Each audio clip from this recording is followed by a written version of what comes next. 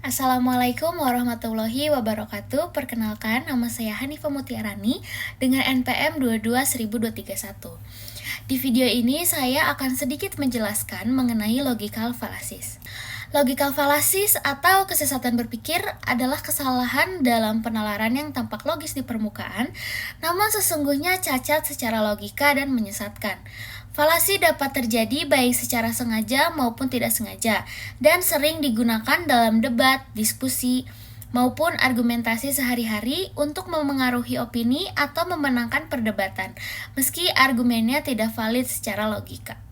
Selanjutnya, di sini saya akan menjelaskan mengenai pentingnya logical fallacies. Mengenali logical fallacies penting agar kita tidak mudah terjebak dalam argumen yang menyesatkan dan dapat membuat keputusan atau penilaian yang lebih rasional dan objektif. Dalam konteks hukum, politik, dan diskusi ilmiah, pemahaman ini membantu menjaga kualitas argumen dan menghindari manipulasi.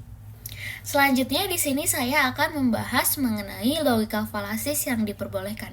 Sebenarnya logical fallacies ini banyak macamnya, tetapi yang diperbolehkan ini hanya 5. Yang pertama itu ada argumentum ad ignorantium, yang kedua ada argumentum ad verecundiam, yang ketiga ada argumentum ad hominem, yang keempat ada argumentum ad misericordiam, yang kelima ada argumentum ad baculum. Dari kelima logical fallacies yang diperbolehkan tadi, saya akan menjelaskan satu persatu. Yang pertama yang saya akan jelaskan ini ada argumentum ad ignorantium. Argumentum ad ignorantium ini menjelaskan mengenai sesat pikir jika suatu preposisi dianggap benar karena tidak terbukti salah atau sebaliknya, suatu preposisi salah karena tidak terbukti benar.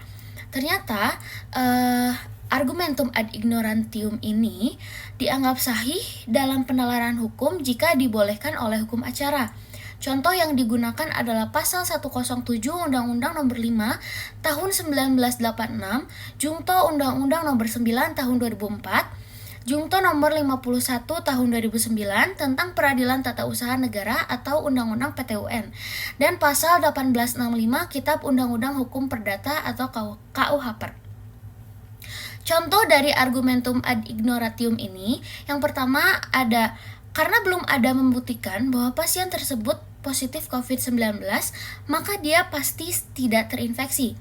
Yang kedua, ada saya belum menemukan bukti bahwa dia bersalah, jadi dia pasti tidak bersalah. Selanjutnya saya akan membahas mengenai argumentum ad verecundiam. Jadi, argumentum ad verecundiam ini menjelaskan mengenai sesat pikir jika menolak atau menerima argumentasi karena keahlian, kewibawaan, atau otoritas sosok yang menyampaikannya, bukan karena nilai kebenarannya. Namun, dalam bidang hukum menjadi tidak berlaku mutlak jika ada kaidah hukum positif, justru mengakuinya. Misalnya, putusan yang sudah menjadi jurisprudensi otomatis dianggap benar sebagai rujukan karena otoritasnya sebagai produk putusan pengadilan yang diikuti terus-menerus. Nilai kebenarannya sudah tidak dipersoalkan untuk menjadi acuan. Contoh dari argumentum ad verecundiam ini, yang pertama ada dokter terkenal A mengatakan bahwa produk ini aman, jadi produk ini pasti aman. Yang kedua ada Profesor X berkata bahwa teori ini benar, maka teori itu tidak perlu dipertanyakan lagi. Selanjutnya, logical fallacies yang saya akan jelaskan ini ada argumentum ad hominem. Argumentum ad hominem ini menjelaskan mengenai sesat pikir jika menolak atau menerima argumentasi karena keadaan terkait sosok yang menyampaikannya, alih-alih nilai kebenarannya. Argumentum ad hominem ini justru sahih dalam bidang hukum dengan contoh menolak isi kesaksian karena keadaan saksi yang tidak mengetahui secara pasti kejadian yang sebenarnya. Isi kesaksian tidak akan dipertimbangkan hakim karena keadaan saksi tidak meyakinkan. Contoh dari argumentum ad hominem ini, yang pertama ada karena dia hanya murid, maka semua pernyataannya pasti salah. Yang kedua ada otak kamu pas-pasan, tidak mungkin bisa memahami perkataan saya. Selanjutnya, ada argumentum ad misericordiam.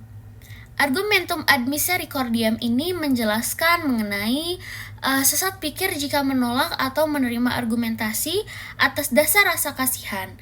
Namun, argumentum ad misericordiam ini diterima sebagai hal yang sahih dalam hukum sebagai upaya meminta keringanan hukuman. Tetapi, argumentum ad misericordiam ini juga diakui kesesatan berpikir jika digunakan untuk pembuktian diri tidak bersalah. Contoh dari argumentum ad misericordiam ini yang pertama, ada seorang koruptor memohon keringanan masa hukuman dengan alasan memiliki anak kecil yang membutuhkan perhatiannya. Yang kedua, ada pencuri motor beralasan bahwa ia mencuri karena miskin dan tidak mampu membeli sandang dan pangan, sehingga berharap mendapat pengampunan atau keringanan hukuman. Selanjutnya, atau yang terakhir, ada argumentum ad baculum. Argumentum ad baculum ini menjelaskan mengenai sesat pikir jika menolak atau menerima argumentasi karena takut ancaman. Model ini justru dianggap sahih bila digunakan untuk sosialisasi ketentuan hukum. Misalnya, berbagai ancaman denda yang dipasang dalam papan informasi pelanggaran hukum memang untuk diterima warga negara. Contoh dari argumentum ad baculum ini, yang pertama, ada seorang anak belajar bukan karena ingin pintar, tetapi karena takut ibunya akan mencubitnya jika tidak terlihat belajar. Yang kedua, ada pengendara motor berhenti di lampu merah bukan karena menaati aturan, melainkan karena takut ditilang polisi yang mengawasi. Baik, mungkin hanya itu yang bisa saya jelaskan. Mohon maaf apabila ada kesalahan kata maupun pengucapan. Wabillahi taufiq wal hidayah. Wassalamualaikum warahmatullahi wabarakatuh.